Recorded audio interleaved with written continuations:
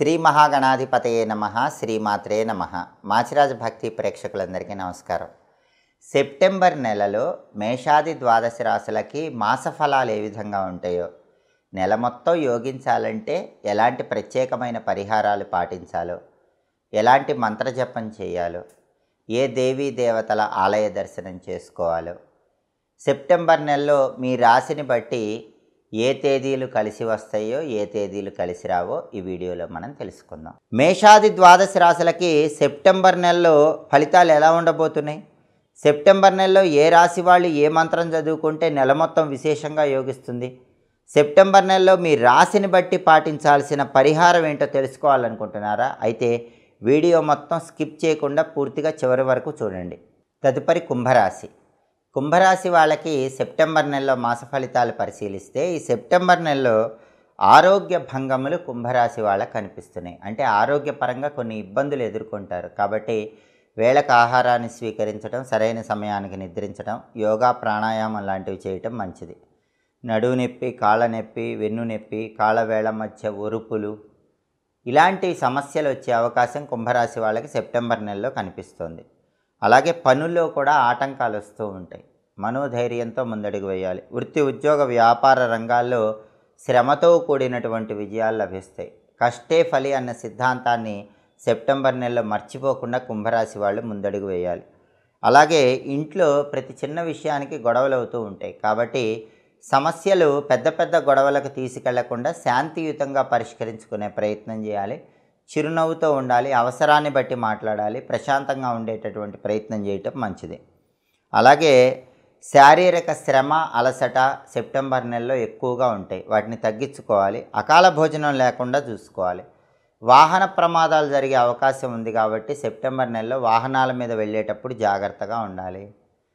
వాహనాల మీద వెళ్ళేటప్పుడు వెల్లుల్లి రెబ్బ దగ్గర ఉంచుకోవటం, దుర్గాదేవికి పూజ చేసినటువంటి కుంకుమ బొట్టు పెట్టుకోవటం, ఆంజనేయ స్వామికి పూజ చేసినటువంటి సింధూరం బొట్టు ధారణ చేయటం ద్వారా వాహన ప్రమాదాల వల్ల ఏర్పడే సమస్య నుంచి బయటపడవచ్చు.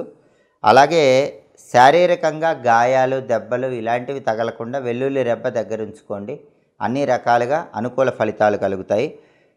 స్పెక్యులేషన్ పర్వాలేదన్నట్లుగా ఉంటుంది. ఇంతకు ముందు కన్నా కొద్దిగా తక్కువగా ఉన్నప్పటికీ రేటు తక్కువ ఉన్నప్పుడు సరుకు కొని రేటు వచ్చాక అమ్మటం స్పెక్యులేషన్ అంటారు. పెద్దగా లాభాలు లేకపోయినా నష్టాలు అయితే కనిపించవు. స్పెక్యులేషన్ చేసుకోవచ్చు. అలాగే ఆర్థికంగా పెద్దగా ఇబ్బందులు ఉండవు, కానీ అతి కష్టం మీద ధనం అనేటటువంటిది చేతికి అందుతూ ఉంటుంది. గతంలో ఉన్నటువంటి అనేక రకాలైనటువంటి సమస్యలన్నీ మళ్ళీ ముందుకు వస్తాయి.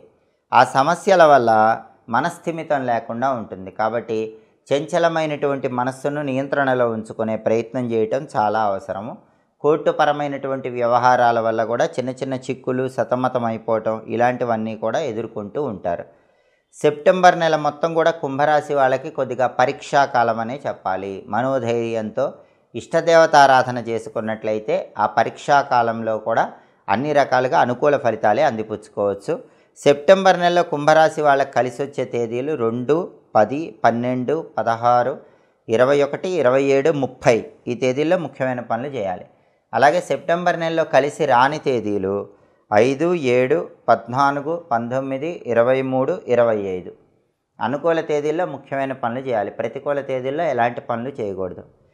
సెప్టెంబర్ నెల మొత్తం కుంభరాశి వాళ్ళకి కలిసి రావాలంటే అమ్మవారు దుర్గాదేవి ఆలయ దర్శనం చేసుకోవాలి. కాలభైరవుడి ఆలయ దర్శనం చేసుకోవాలి. ప్రతిరోజు కూడా కాలభైరవ అష్టకం ఉదయము, మధ్యాహ్నం, సాయంత్రం 3 సార్లు పఠిస్తే కుంభరాశి వాళ్ళకి సెప్టెంబర్ నెలలో యోగదాయకంగా ఉంటుంది. అలాగే ఓం అష్టభైరవాయ నమః అనే కాలభైరవ మంత్రాన్ని రోజు స్నానం చేశాక 21 సార్లు పఠించాలి. వీలైనప్పుడల్లా కాలభైరవుడి వాహనమైనటువంటి శునకానికి మినుములతో తయారు చేయబడిన పదార్థాలు ఆహారంగా వేస్తూ ఉండాలి. ఈ పరిహారాలు చేస్తే కుంభరాశి వాళ్ళకి సెప్టెంబర్ నెలలో వ్యతిరేక ఫలితాలన్నీ తొలగింపజేసుకొని అనుకూల ఫలితాలు అందిపుచ్చుకోవచ్చు. ఇవి సెప్టెంబర్ నెలలో మేషాది ద్వాదశ రాశులకి మాస ఫలితాలు. ప్రతి నెలలో కూడా మీ మాస ఫలితాలు తెలుసుకోవాలనుకుంటున్నారా? అయితే మా మాచిరాజ్ భక్తి ఛానల్ని తప్పకుండా చూడండి. మా వీడియోస్ మీకు నచ్చినట్లయితే మా ఛానల్ని లైక్ చేయండి, కామెంట్ చేయండి. మా ఛానల్ వీడియోస్ 10 మంది మిత్రులకు షేర్ చేయండి. మా ఛానల్ని సబ్స్క్రైబ్ చేసుకోండి. పక్కనున్న బెల్ సింబల్ నొక్కటం మాత్రం మర్చిపోకండి. సర్వే జనాః సుఖినో భవంతు. స్వస్తి.